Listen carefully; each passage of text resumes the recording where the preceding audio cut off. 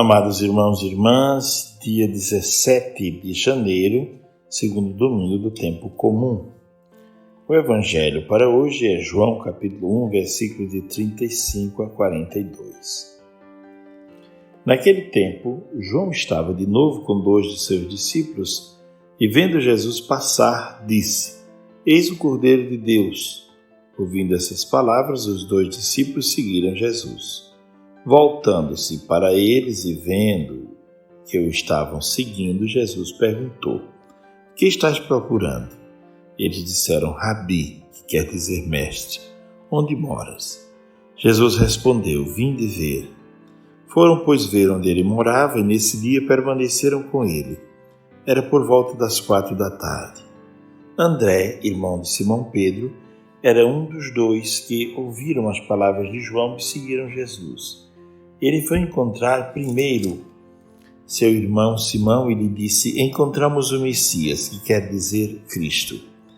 Então André conduziu Simão e a Jesus. Jesus olhou bem para ele e disse: Tu és Simão, filho de João. Tu serás chamado Cefas, que quer dizer pedra. Palavra da salvação, glória a vós, Senhor. Bom, é preciso entender o Evangelho olhando o contexto da primeira leitura, quando Samuel escuta a voz de Deus, mas não consegue discernir que é a voz de Deus. Interessante que na vida escutamos muitas vozes e Deus nos fala nos acontecimentos, nos fala através das pessoas. Deus escolhe as maneiras de chegar até nós, mas o importante é que Ele não nos deixa sozinhos e Ele quer manter conosco uma comunicação. Samuel não tem consciência de que Deus está lhe falando. Está no templo, no lugar de oração, mas não tem consciência de que Deus está lhe falando. Isso não é uma coisa muito boa, não é? Porque é preciso estar atento à voz de Deus. Mais adiante, ele toma consciência de que Deus fala, Deus é Pai, Deus se comunica com a humanidade e ele diz: Fala, Senhor, que teu servo te escuta. E aí ele toma consciência de que Deus, de fato, quer estabelecer com o homem um diálogo de proximidade e de paternidade e filiação.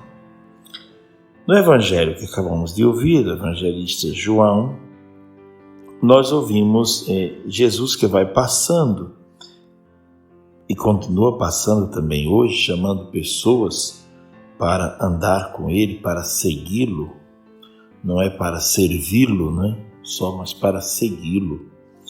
E João, observando Jesus, vendo Jesus, contemplando Jesus, ele diz: Eis o Cordeiro de Deus. Essa é uma visão que está ligada à libertação do povo do Egito. O cordeiro imolado na noite da fuga, a carne serviu de alimento para dar força e o sangue serviu de sinal para espantar o anjo da morte. Então, o Cordeiro de Deus continua hoje oferecendo a sua carne como comida e o seu sangue como bebida e, ao mesmo tempo, como força de sabedoria para espantar a ação do anjo da morte. Muito bem. Depois desse momento, os 2 começaram a seguir Jesus. E Jesus viu que eles estavam seguindo e perguntou: O que vocês estão procurando? Que é uma bela pergunta. O que vocês estão procurando da vida? Qual é o sentido que vocês estão procurando dar à vida? O que vocês estão procurando aqui, nesse lugar exatamente, seguindo a mim? O que vocês estão buscando? Qual o sentido que vocês querem dar à vida? E o texto diz que eles disseram: Estamos procurando o mestre, Rabi, e queremos saber onde moras. Tu és o mestre, onde moras? Jesus respondeu: Venha e vejam. E vieram para conviver com Jesus. Não se trata de um aprendizado, de doutrinas, mas se trata de uma convivência. Eles vieram para conviver com Jesus durante aquele dia e permaneceram com ele. Então, André, irmão de Simão Pedro, era um dos 2 que ouviram as palavras de João, seguiram Jesus.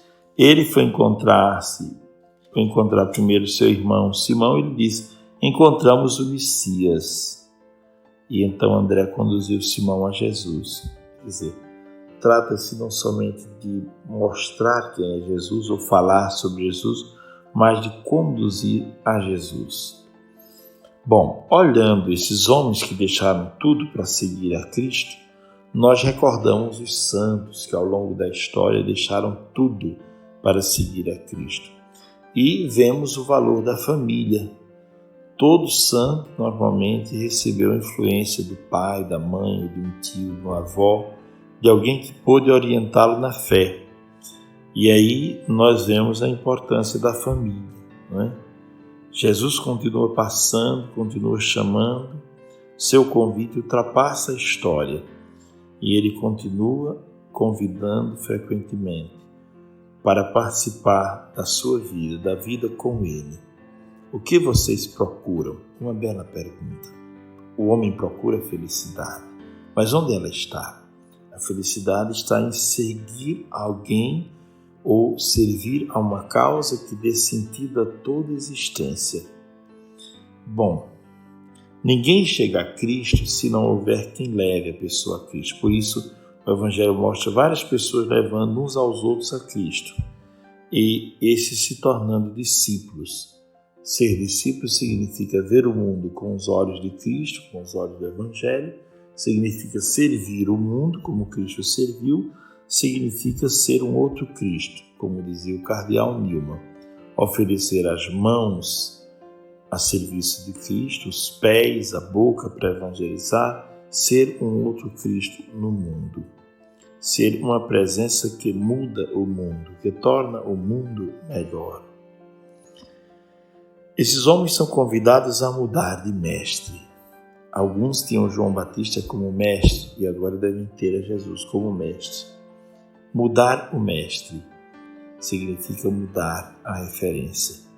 Vivemos em um mundo em que as pessoas, principalmente os jovens, padecem de referências que vivam em profundidade valores humanos e cristãos.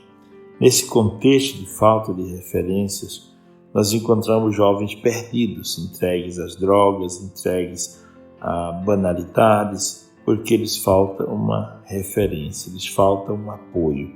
Por isso, ao invés de procurar as coisas mais altas, eles se nivelam por baixo, procurando as coisas mais baixas.